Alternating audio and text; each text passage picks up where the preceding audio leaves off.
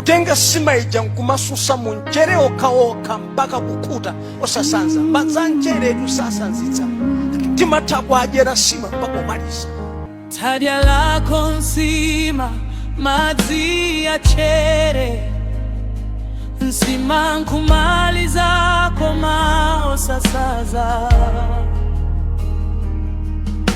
Mulungu yuyu ndiwo sita nyengo hama kutenga pazero ndikukupa